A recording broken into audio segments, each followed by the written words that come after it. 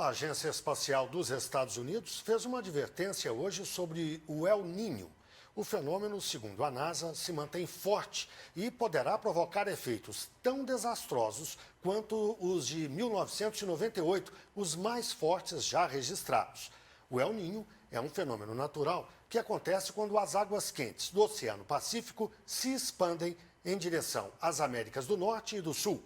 Esse movimento é relacionado a tempestades e aumento de temperatura no hemisfério norte e também a inundações no Paraguai, Argentina, Uruguai e Brasil.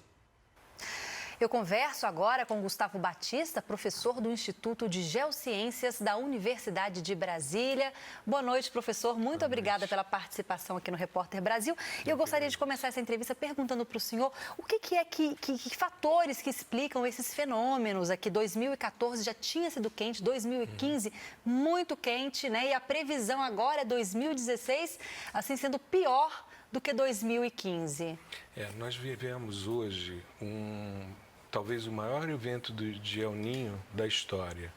Nós tivemos um El Niño muito intenso no ano de 97, 98, e as previsões é que esse fenômeno desse ano seja mais intenso ainda. Com o El Niño, os ventos que normalmente sopram, né, dessas áreas mais frias, como há um aquecimento, há um deslocamento numa célula de circulação que ocorre na região do Pacífico Equatorial, chamada célula de Walker, que ao invés de sair da América do Sul em direção à Oceania, esses ventos passam a circular a partir do centro, mais ou menos, do Pacífico, na linha do Equador, em direção aos dois sentidos, tanto para a América como para a Oceania. Então, há uma certa mudança no sistema de circulação local que acaba interferindo na circulação global. E isso acaba, de certa forma, invertendo em alguns lugares as condições climáticas. Então, lugares que normalmente são lugares que têm mais chuva, passam por processos de estiagem, e aí entra-se na discussão da produção, porque normalmente você tem uma preocupação com irrigação em determinadas áreas deficitárias e de repente você tem chuvas muito intensas, né? Às vezes você tem o contrário. Mas o senhor tem uma outra visão, até menos alarmista em relação ao aquecimento global, né? Exatamente. Por quê? Porque o El Niño independe da nossa atividade.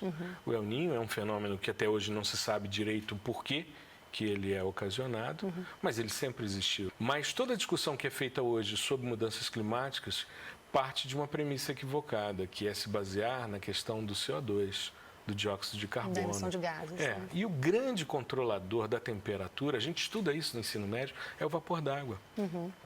O vapor d'água é responsável por 95% do efeito estufa.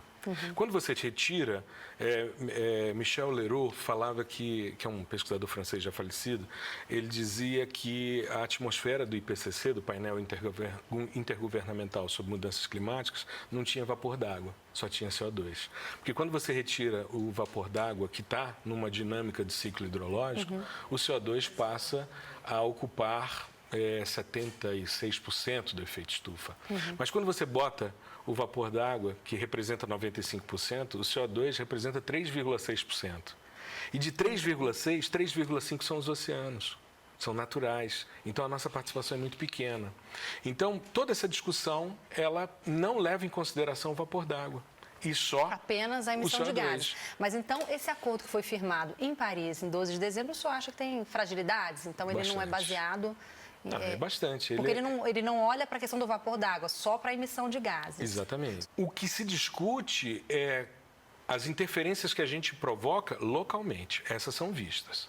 A gente vive em cidades, então as cidades, elas retiram vegetação, elas acabam impermeabilizando grandes áreas, as cidades têm sérios problemas. Vamos pegar uma questão local que é real, as ilhas de calor. A cidade de São Paulo, por exemplo, ela tem uma característica extremamente interessante. As massas úmidas que vêm do oceano, quando passam pelos grandes reservatórios Billings e Guarapiranga, eles não têm altitude ainda para precipitar. Mas quando chega na grande mancha urbana de São Paulo, as massas sobem e aí precipitam sobre a cidade. Não chegam à Alcantareira. Então, você não abastece aqui embaixo e não abastece lá em cima. Aí o paulistano fica alagado sem ter água para beber. É um efeito climático local. local a gente interfere. Então, a gente tem que trabalhar dentro de uma perspectiva de escala, né? O que a gente pode mudar em termos de uso e ocupação? Como é que eu posso transformar a minha cidade numa cidade mais sustentável sob o ponto de vista climático? Eu preciso ter mais verde urbano, áreas de infiltração, eu preciso utilizar menos materiais que absorvam essa energia, que depois vão dispersar isso sob a forma de calor, né? Para a gente ter mais qualidade de vida. Porque se a neurose começa com CO2, daqui a pouco nós vamos ter que tampar a boca e o nariz, porque nós somos seres emissores de CO2, somos responsáveis pelas mudanças climáticas globais. Tá Né? certo, professor. É importante a gente pensar local, interferir localmente para a gente ter qualidade de vida, mas sem neurose. Agradeço muito a participação do senhor, Eu que professor. agradeço. Muito obrigada. Uma boa noite.